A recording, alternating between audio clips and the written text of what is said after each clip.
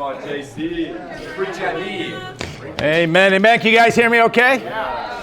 It's a little unusual. I feel like the mic can't pick me up, but I believe it is. So, good morning, guys. It's good to be with you guys. It's been a great service so far. Thank you, Chrissy, for your special song. Kennedy for the communion today. And thank you, Shay, the birthday boy. Thank you, Shay, for contribution. Guys, turn to Mark chapter 6. Before we get into our lesson, just a couple of announcements. Next week, the 23rd, I think we're going to be back at the Palmer Commons for a noon service. But I think that may be either our last one at Palmer or next to the last, so that we can stop having the noon services. We've had to meet there just a few Sundays as they spread us around a little bit here on campus. But I'm grateful because most of the times, and thank you, Yasmina, again for setting that up. It's free. So as a church, we're saving like $10,000 a year by meeting here on campus. So super grateful for that. But next Sunday, the 23rd, is our Thanksgiving Missions Offering Sunday. Our goal is to raise $150 per person. Thank you for your sacrifice. Thank you for all that you're giving to support missionaries abroad. And then December 14th is our Christmas service. And so that's exciting. That's going to be at the Trotter Multicultural Center, December 14th. And that's it. Oh, one more announcement. January 9th through the 11th is going to be our Life Enrichment Workshop, so our winter workshop. So that's going to be here on the University of Michigan campus. And then we're going to have visiting the disciples from our churches in Louisville, Indianapolis, and Columbus, Ohio. So that's going to be exciting. So get ready for that. It's going to be here in town. So for the first time ever, we're having our winter workshop here in Detroit. So very exciting. All right. So, we're going to talk about faith today. Last week we talked about faith, and we talked specifically, we did, as mentioned, by Shei, we talked about Cain and Abel a little bit, and we talked about the faith to give God your very best, as Abel did. We talked about the faith to sacrifice wholeheartedly, like Abraham did on Mount Moriah. And then we looked at Enoch, the faith to seek God with all of your heart. We talked about how he sought God every day for 300 straight years. He sought God with all of his heart. And today we're going to continue our journey in talking about faith. And I want to begin here in Mark chapter 6, in verse 1. And before we really get into our lesson or the main scripture, which is going to be Matthew 14, we're going to look at Peter, how you can have great faith and then, the next moment you can be lacking in faith. But before we look at that, we're going to look at two instances where Jesus was amazed by faith. And you get to see who you are. The first one or the second? Mark chapter 6 and verse 1. Everybody there? It says, Jesus left there and he went to his hometown, accompanied by his disciples. When the Sabbath came, he began to teach in the synagogue, and many who heard him were amazed. Where did this man get these things? They asked. What's this wisdom that has been given him? What are these remarkable miracles he is performing? Isn't this the carpenter? Isn't this Mary's son and the brother of James, Joseph, Judas, and Simon? Aren't his sisters here with us? And they took offense at Jesus. And Jesus said to them, a prophet is not without honor except in his own town, among his relatives, people that call him family, and in his own home. He could not do any miracles there except lay his hands on a few sick people and heal them. Jesus was amazed at their lack of faith. If you ever want to amaze Jesus, this isn't the way to do it.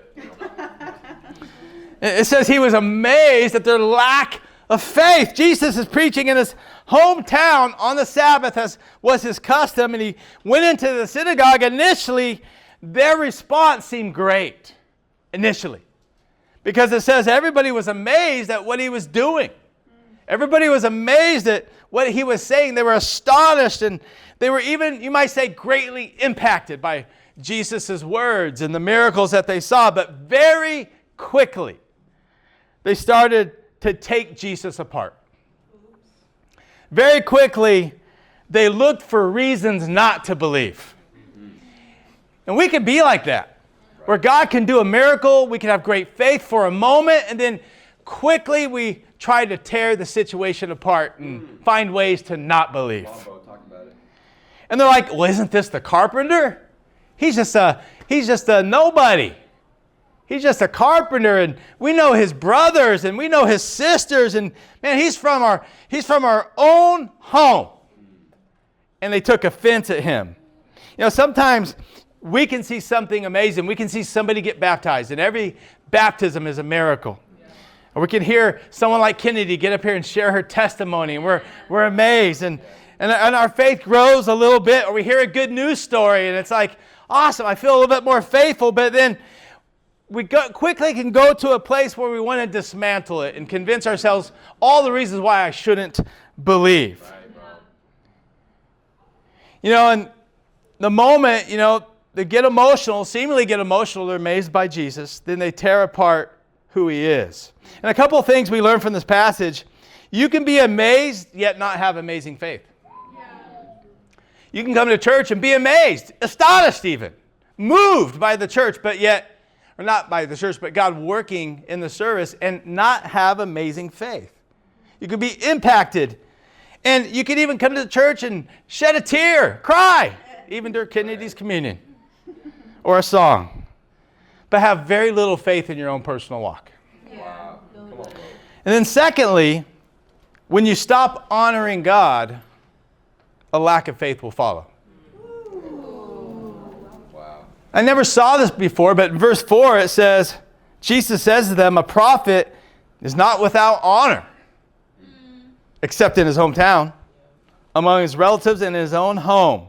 Jesus seemingly connects a lack of faith with a lack of honor. Wow. A lack of faith with a lack of honor. Honor means to give someone great respect. Great reverence in your life. So when you lose, in other words, when you lose respect and reverence for God in your personal life, then a lack of faith is sure to follow. Wow. That's good. And I think two areas where we show our respect and our reverence for God the most, one, in our personal walk with him. That shows your reverence, that you're willing to sacrifice your time, to get up early, to spend time with God, to read and to pray, and to pour out your soul to God. That shows a reverence and a respect for God. And the other one is in your own personal righteousness. Yeah. If you're not walking with God, or you just don't have personal righteousness, you're willingly choosing to live a life of sin, then don't expect to have amazing faith. Mm-hmm. Amazing faith begins with great honor of God. And then he goes on to verse 5. It says, well, he couldn't do any miracles there. He was amazed at their lack of faith. Yeah. Now go to Matthew chapter 8. We'll look at another instance where Jesus was amazed at someone's faith. Come on, Jeremiah. You know, the other thing I see in Mark chapter 6 is that they had a hard time having faith because they knew Jesus so well. And there's a saying, familiarity breeds contempt. And I think that the danger of when we've been a Christian for a long time is for that to breed in our own heart. Familiarity breeds contempt. Where you've come to church for so long, and you've heard so many sermons, and you've read so many scriptures, that it no longer inspires you like it once did. You no longer have the awe of God as you once had because you get so used to it that familiarity breeds contempt. And we got to keep our heart young. That's why Jesus says, go back and do the things you did at first. Remember your first love. Remember the moment you first fell in love with God. And keep that heart. Don't get crusty in your faith. Keep it fresh and keep it new. And keep your faith alive. Once it gets old, once church is just old and you're like, yeah, I've seen that. And you let your heart grow contemptuous or critical or cynical. amazing lack of faith will follow in your life. Now in Matthew chapter 8, we're going to read about another man who amazed Jesus, but in a different way. In verse 5 it says, when Jesus had entered Capernaum, a centurion came to him asking for help. Lord, he said, my servant lies at home, paralyzed, suffering terribly.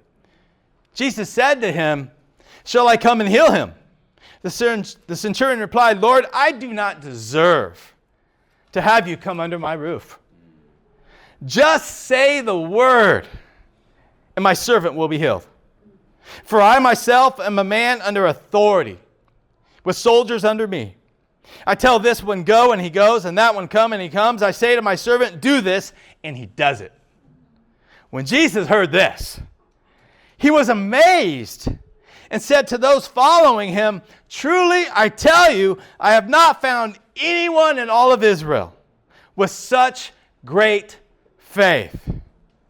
You know, this guy had such great faith. Jesus was amazed by his faith that he said, you know, I haven't found anyone in Israel that has faith like this Roman centurion. And he says, he's even talking about his apostles. He says, no one. He said to those following him, you guys need to have this kind of faith, this pagan Roman centurion.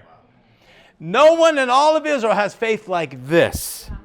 This guy's faith amazed him. Why? What was it about his faith that amazed Jesus? Because we want a faith that amazes Jesus, but not like Mark chapter 6. Right, yeah. A lack of it. We want Roman centurion faith. The first thing that stands out is this guy was humble. He's like, I don't even deserve to have you come under my roof. And sometimes we think faith is telling God what he needs to do for us. This guy's like, I don't even deserve. I don't even deserve to have you in my presence. He wasn't entitled in any way. But sometimes we think faith is telling God what he needs to do for us as if we're God and we have it all figured out. We know what's best. Or we try to barter with God. Lord, if you do this for me, then I'll be faithful to you. God's like, no, I'm not going to barter with you. If you do all this for me, if you do A, B, if you just give me the boy that I want, or the girl, or whatever it is, then I'll give my whole heart to you. And you wonder why that prayer is never answered. Come on, Jeremiah. God's like, how about you honor me first? How about you respect and revere me first? And then it says the centurion placed himself under God's authority. He obeyed first. Great faith will never come without great obedience. Sometimes we want faith, but we don't want to obey. We want God to do miracles, but we don't want to obey. Great faith will never come without great obedience. He, in fact, says, you don't even have to come to my house. Just say the word. Just say the word. Your word is good enough. Your word is good enough. If you say it, then it's done. Do you have that heart in your walk with God? Just say the word. If I read it, it's done. I'll do it. Whatever God calls me to do. He says it, I'm not even going to argue. That's great faith. How many times do we come to God and we say, I want God to do amazing things, but I don't want to obey anything? How many here today want God to do amazing things? Well, but obey not so much. The title of my lesson today, A Faith That Amazes. Nice. You choose. You choose how. You're going to amaze Jesus one way or the other. And here's the beautiful thing. You get to choose how you amaze him. You're going to amaze him with a lack of faith, or you're going to amaze him with incredible faith, like the centurion. You get to choose how you amaze Christ today. Amen? Amen. Now go to Matthew 14. We're going to look at Peter today. And he, I believe, in Matthew 14 has a faith that amazes Jesus. Mm-hmm. And we're going to look at a moment in Peter's life when he had great, amazing faith. And also, in the same moment, he has a moment of weak faith. And we're going to look at why. And we're going to break it down, and it's going to help us out in our own journey of faith. Amen? the first thing that we're going to look at, I don't know if I have points, but the first thing I really want to talk about is the soil where amazing faith grows. Good stuff. The soil where amazing faith grows. What are the conditions that are often present in the moments where you get to have amazing faith? For the centurion, he had someone that was dying right in front of his eyes. It was a tough situation. So we're going to look at the conditions that are often present in those moments where you get to choose to have amazing faith or an amazing lack of faith. Helen Keller once said, "Character cannot be developed in ease and quiet. Only through experience of trial and suffering can the soul be strengthened, your vision cleared, ambition inspired, and success achieved." Amazing faith always comes at a cost. Yeah. The times where you can have the most faith and see God do the most miracles through your faith are times that will also simultaneously require the most trust. Wow. Yeah. They are not the times of ease and quiet. They are not during the times of calm seas, but rather during the times of suffering. The times where there's a storm raging in your life. Those are the times where you get to have the most amazing faith and see God do the most amazing things. When you think about the ingredients of amazing faith, I think we want it easy sometimes. Yeah. If I were going to put all the ingredients together for amazing faith, I'd want to have it'd be something like, I want 2 cups of comfort and maybe just a sprinkling, a teaspoon of sacrifice. Yeah. But that's not how it works. That's not how it works. It's more like 5 cups of suffering and no comfort. Yeah. Usually the ingredients that make up for the opportunity for us to have great faith are equal measures of turbulence, a struggling situation, tumultuous times where it's not comfortable. Yeah. And that's why it's amazing faith. In fact, there are things that you can only learn through a storm. Yes. There are things that God wants to teach you that you will only learn through a storm in your life. Wow. And each of us probably knows what it feels like to be caught in a storm. Circumstances beyond your control, where fear rises, prayers that seem unanswered, and the unsettling fear that God is distant or far away. But Matthew 14, as we're going to read, is not just a miracle story. It's a window into the heart of Jesus and a mirror that reveals the condition of your personal faith. Yeah. Let's read in Matthew 14, verse 22. This is awesome. Everybody there? Yeah. Amazing faith. Immediately, Jesus made the disciples.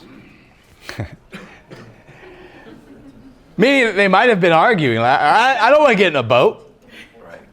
In fact, if you read Mark 6 before, they were already tired. Jesus promised them rest. We're going to look at that in a second. They were already tired. They just fed a bunch of people, 5,000. And it says Jesus had to make them get into the boat. And maybe they saw a storm brewing. I don't know, because a storm came. And maybe they thought it was a bad idea to get in the boat. Jesus, I don't want to get in the boat. Get in the boat. He makes them get in the boat and go on ahead of him to the other side while he dismissed the crowd. After Jesus had dismissed them, he went up on a mountainside by himself to pray. And later that night, he was there alone, and the boat was already a considerable distance from land, buffeted by the waves, because the wind was against it. Now go to Mark 6. I want to look at the parallel account here. And you get a little bit more insight in Mark 6 about what was happening. Mark chapter 6 and verse 45. So Jesus makes them get into a boat. He sends them out onto the Sea of Galilee. And they have to row completely across to the other side. And Jesus knows a storm. Maybe he was even praying for the storm. I don't know. But Mark 6:45, it says, immediately Jesus made his disciples get into the boat and go on ahead of him to Bethsaida, while he dismissed the crowd. After leaving them, he went up on a mountainside to pray. Later that night, The boat was in the middle of the lake, and he was alone on land. He saw the disciples straining at the oars. Straining at the oars. Straining at the oars. Because the wind was against them. So Jesus tells them to get in the boat, go out in the water, and they're struggling. And he's watching. You ever wonder why Jesus doesn't come to your aid right away? Yeah. Because you need the storm to learn some lessons. And he watches them go through the storm, and they're battling. And here's the thing, they obeyed. He tells them to do something, they actually did it. That's a good thing. They got in, regardless of how they felt, they got into the boat. And now it led to a storm. And they're straining at the oar. Sometimes obedience leads us into difficulties. Yeah. Think about that. Sometimes obedience leads us into difficulties. Following Jesus doesn't exempt you from the storms. It sometimes leads you into them. And I think the wrong perspective is, man, I became a disciple. Why is it so hard? I became a disciple. I thought everything was just going to be easy. What's the storm stuff? I didn't ask for this. I became a disciple. Now my life has gotten more difficult. And we think something's wrong. Like, this doesn't make sense. I thought my life was just going to be easier. Now, you're a new creation, but that doesn't mean that you're not going to go through some storms. And that's why many people, they'll become a Christian, and then once the storm comes, they run away. Right. They become a disciple, but once the storm comes, they're like, I didn't sign up for this. No, yes, you did. You got into the boat. The fellowship.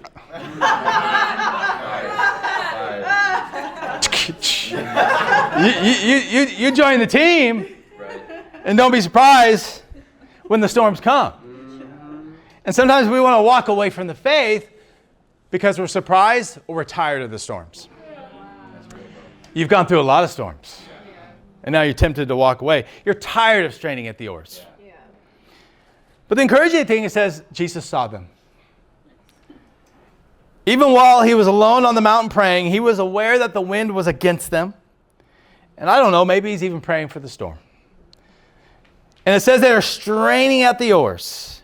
You know, wind is a crazy thing. It's crazy.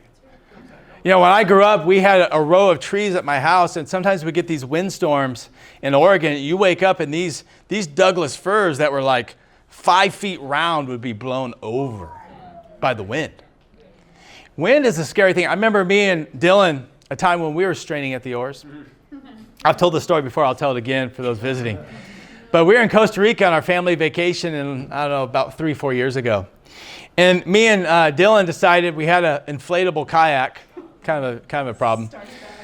Starts off bad, but you know, we had this inflatable kayak, and we decided, okay, we're gonna go down to the ocean, and we're gonna go out and fish off the rocks in Costa Rica. And we start going out there, and we could tell in the distance a storm was kind of brewing.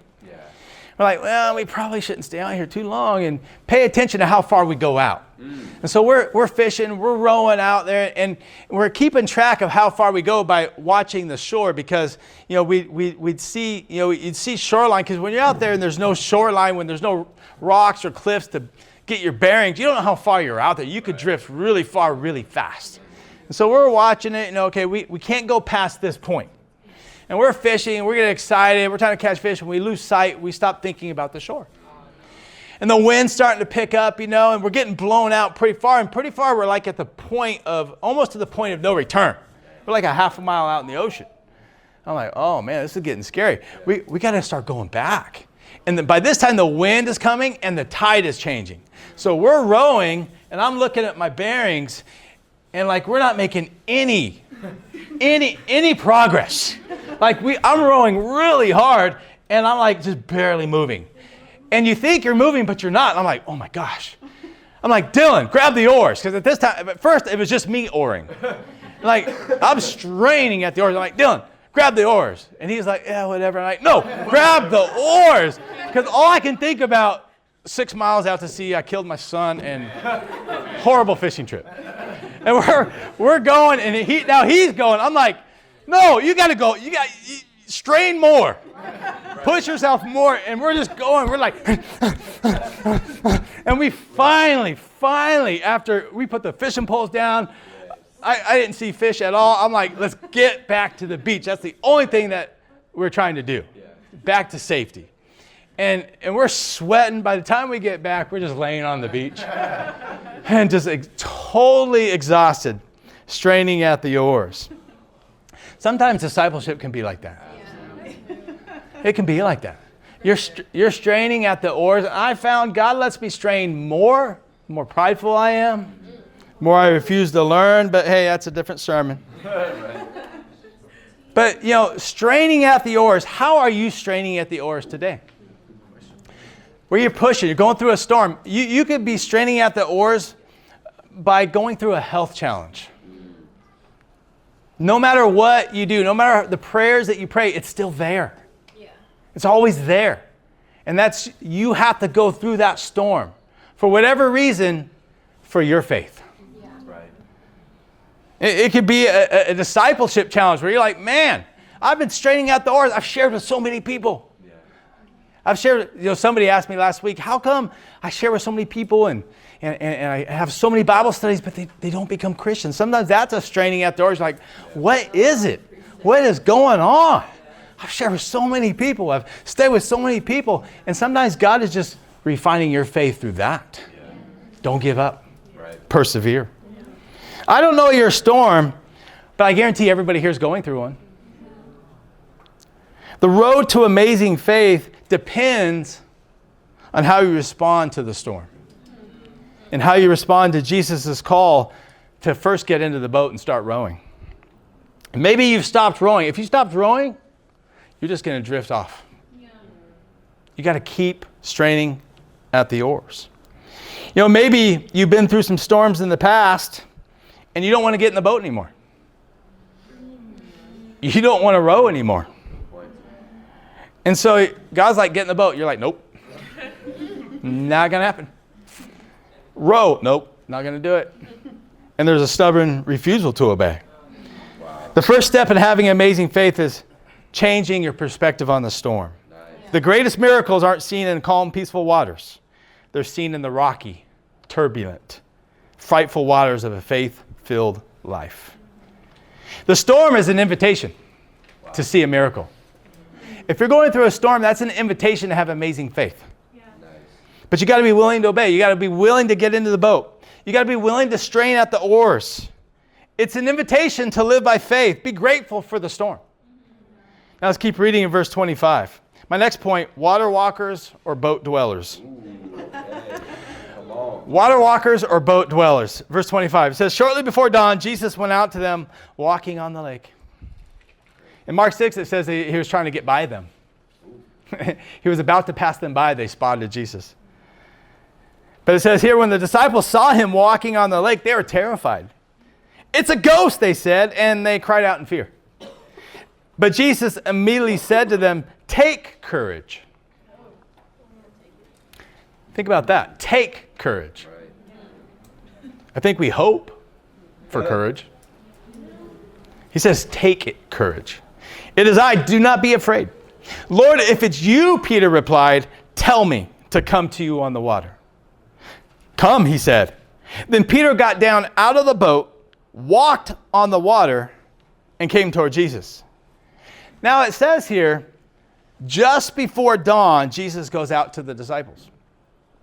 But in the Greek, it actually says in most other translations, even though the NIV says shortly before dawn, it says during the fourth watch of the night is when Jesus went out to them.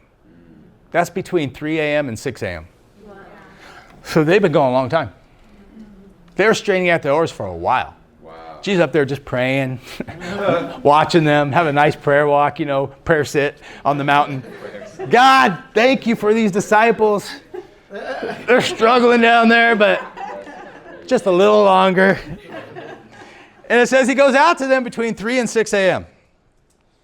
But I don't know about you, but that time of the day is a time when I don't want to be straining at the oars.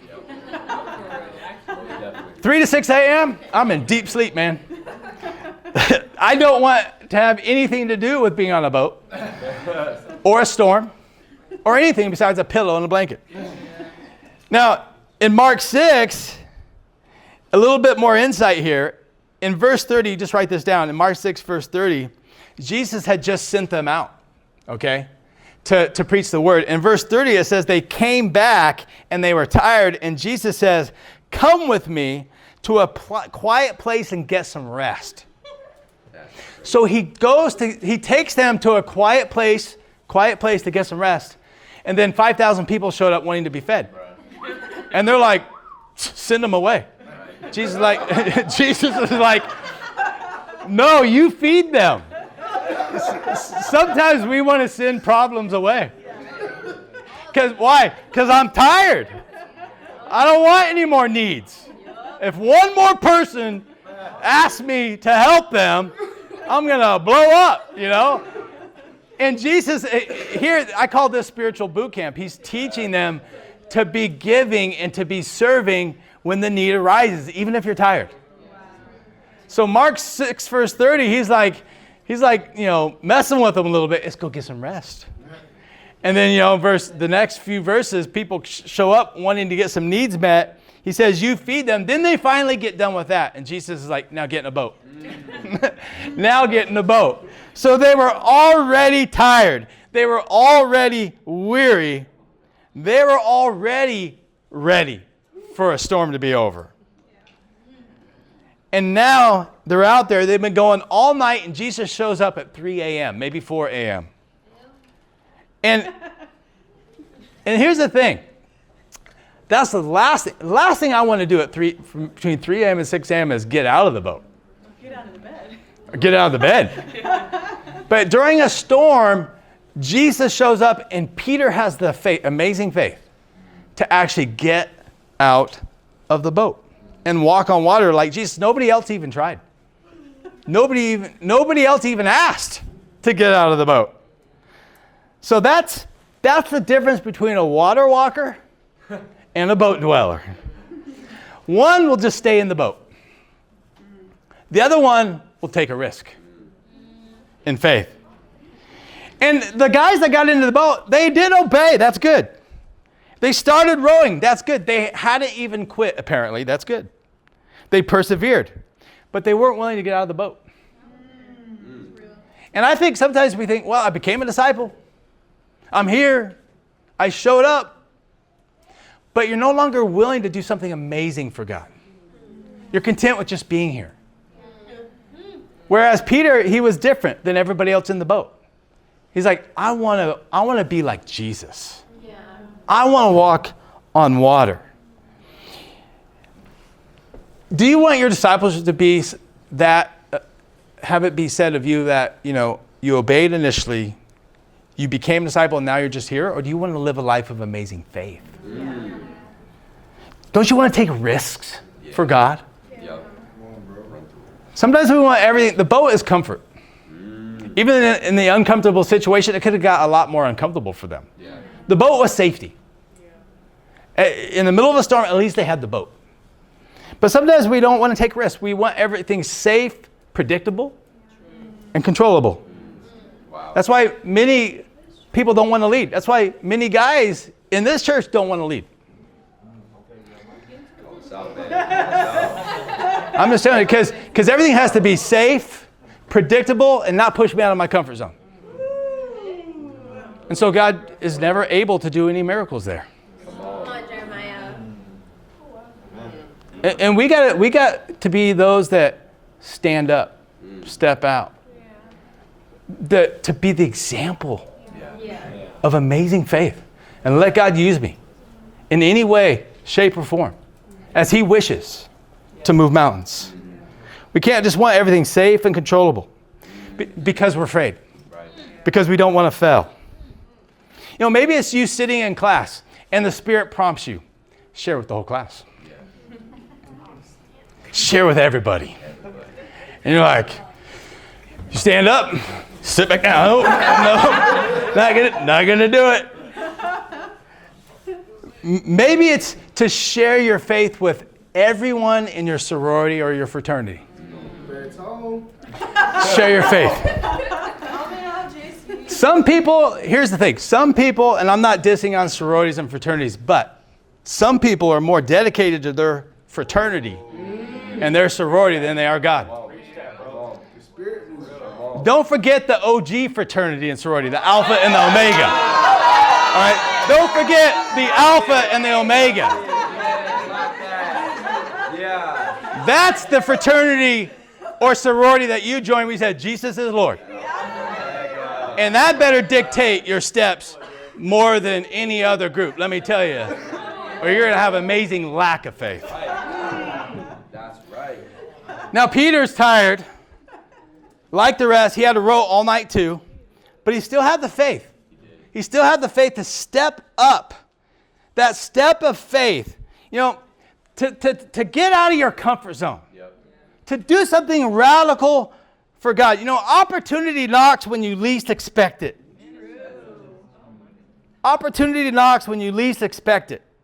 The invitation to being a man or a woman of amazing faith will come when you least expect it. Wow, bro. When you least expect it. To step out of your comfort zone. The safety of your boat. It presents itself when you least expect it. I want to share about Amber Ellis for a minute.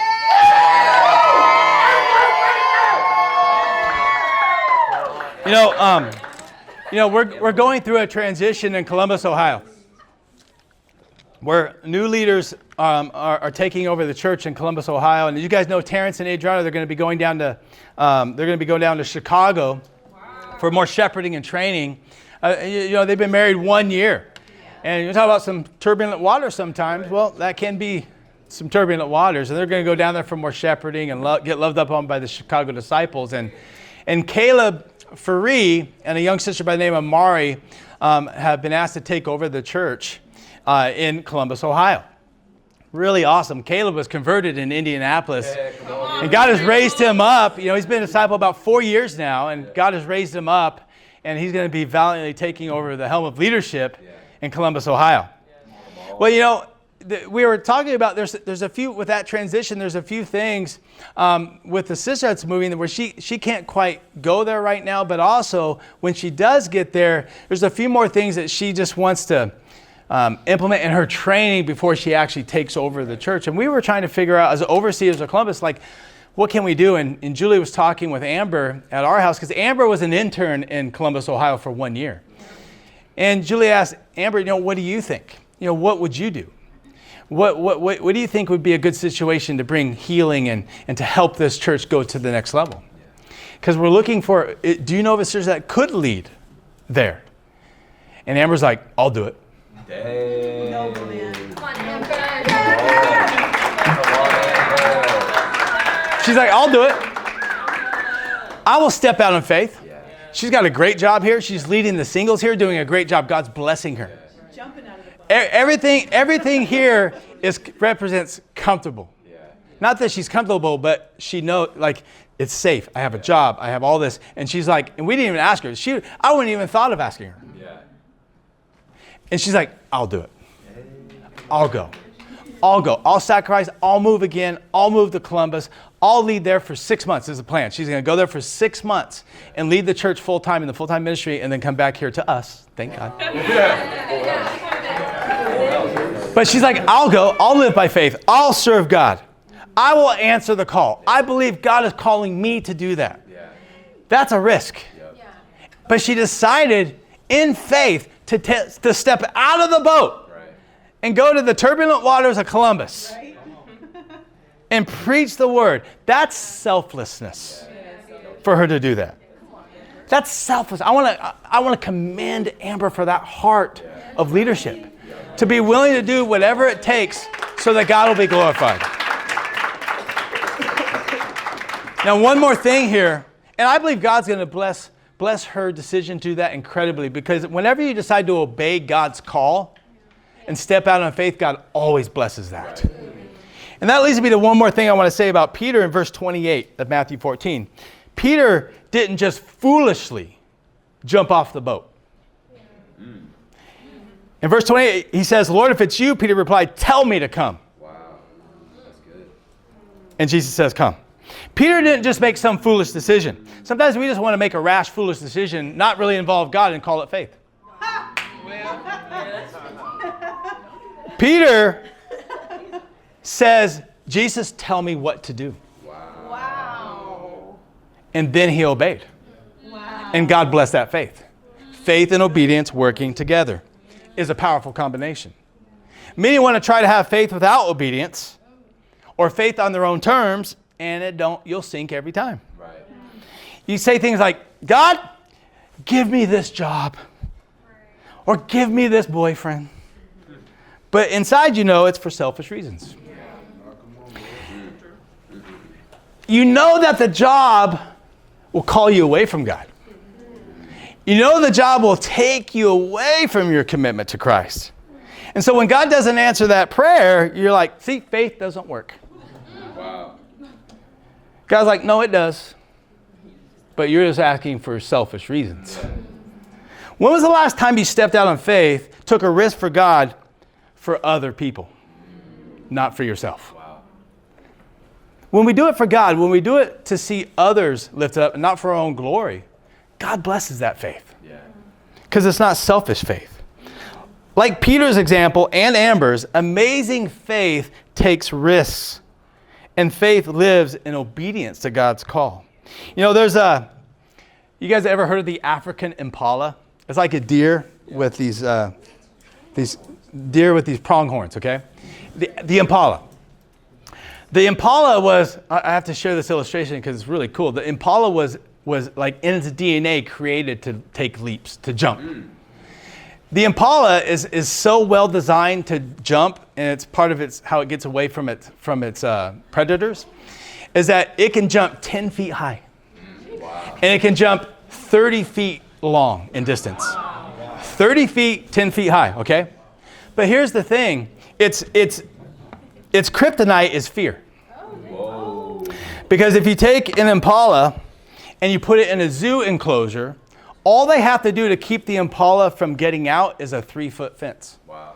And on the other side of the fence is a gradual slope so that the impala can't see where it's going to land. If the impala can't see where it's going to land, it won't jump. Wow. So all they have to do is put it in an enclosure with a 3-foot fence. It could easily 3 times jump higher than that fence and way further. But it will never jump if it can't see where it's going to land because it's afraid. And I think the same thing with some of us.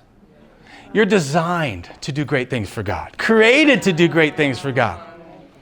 But if you can't see how it's all going to work out, if you can't see how the landing is, if you can't see if you can't control the situation, then you never take a leap of faith.